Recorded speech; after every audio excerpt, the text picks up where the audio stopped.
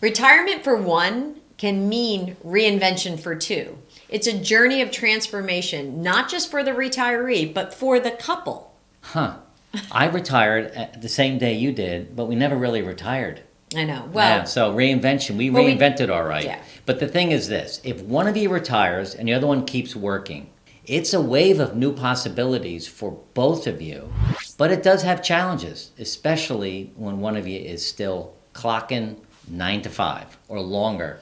You know, failing to navigate this change effectively can strain even the strongest of relationships, making it vital to adopt all strategies that work. Yeah, and this is a serious topic, so I'm sorry I joked around in the beginning. Because it is pretty serious. But actually, we get a lot of comments and questions, and a lot of clients want to talk to us about this. We actually met with someone yesterday, and she's definitely not ready to retire, and her husband's retiring in January. I know, and she said she's still going to do her travel 4 days a week. Right. And it energizes her. It's difficult, and the conversations are hard. Yeah. Well, if you're new here, my name's Mark, and this is my wife, Jody. We don't focus on the financial aspects of retirement, but rather lifestyle, health, relationships, and more. So hit the subscribe button and the notification button.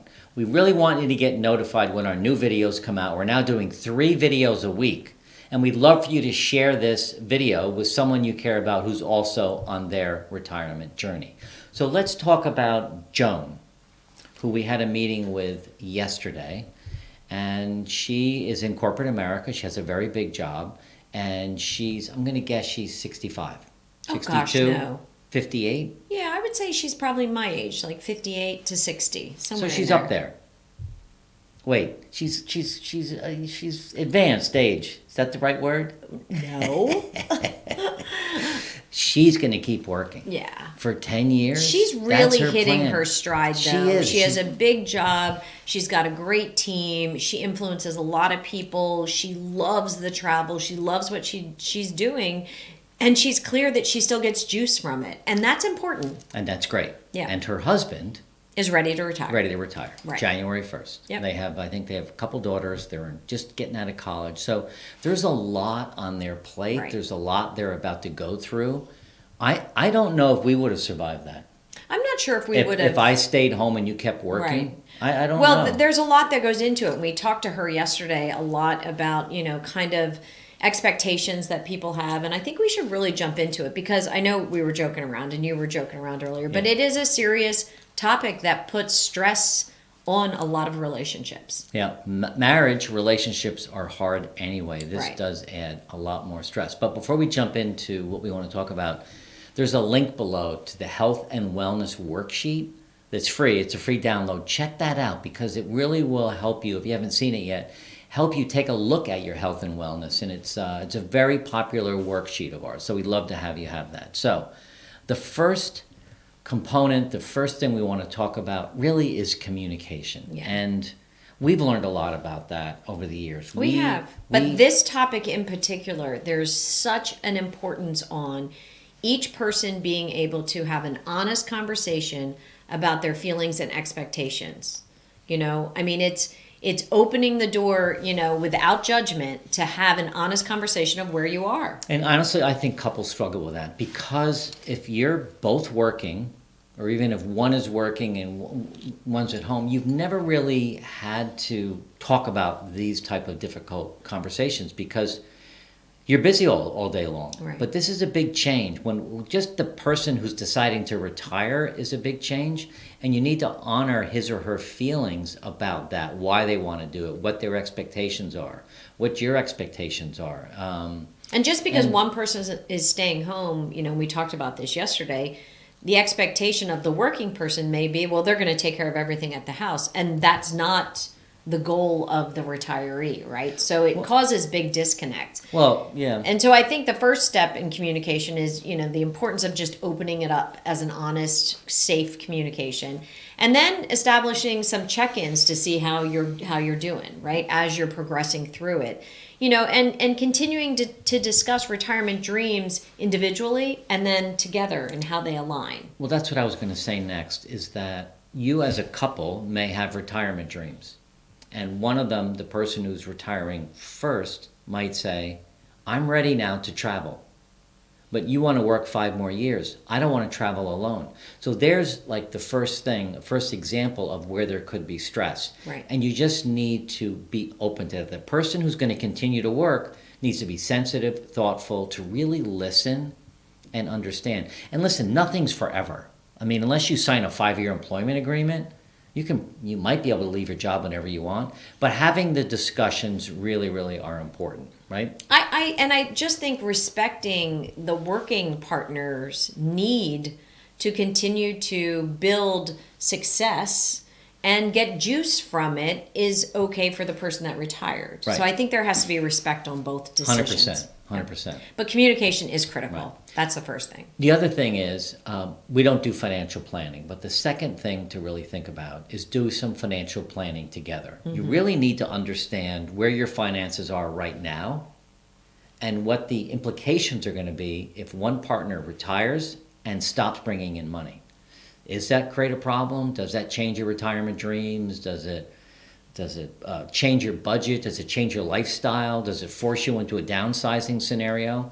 Budgeting for a single income scenario going forward takes some foresight, some planning, and some tough discussions maybe. Yeah, as well as just looking at retirement savings and future financial goals, understanding what's happening in the market, right? We're not doing that for you, but there is significant importance on consulting a financial advisor to help you as you navigate through the first step, one of you retiring. You do have to have that, kind of fund for unexpected expenses and emergencies that might arise. So, it made me think of the new retirement financial planning tool that we promote all the time because it's amazing and we use it ourselves. So we'll put that link below. It's called New Retirement.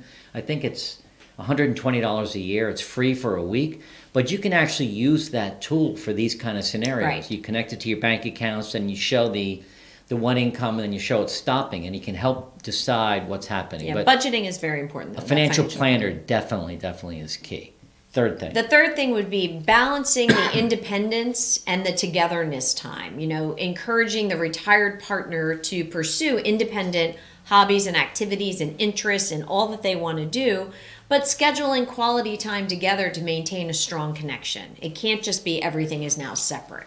And I think that what happens because one person is still working, weekends are still really important. Nights are important and weekends are important because now that we're retired and we're working sort of, but we're together all the time. Right. And I think when one spouse is all of a sudden now home and he or she is doing their own stuff, I think it's easy for some distance to come between the couple. So you've got to have some joint activities, togetherness, balanced by being independent.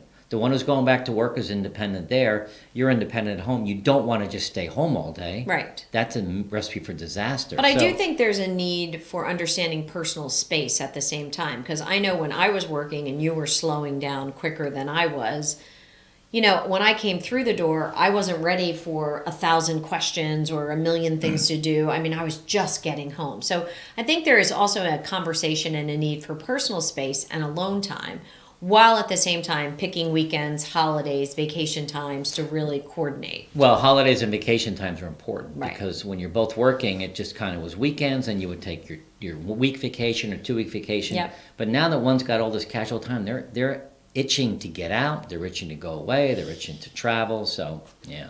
And then balancing household responsibilities. Did you mention that? Yeah, well, I mentioned that earlier, but Okay. I do think that's really critical. All right. So the fourth thing is there's going to be a dramatic change in social dynamics for sure because the person who stays home is now going to thrive in their social circles with their friends and activities, while the person who's working really is not. They're with their work friends, but not social. So I think that when the one who stays at home starts re-engaging with other people who are home, they're going to be requests, let's go out to dinner with this couple and that couple, and the one who's working might not want to.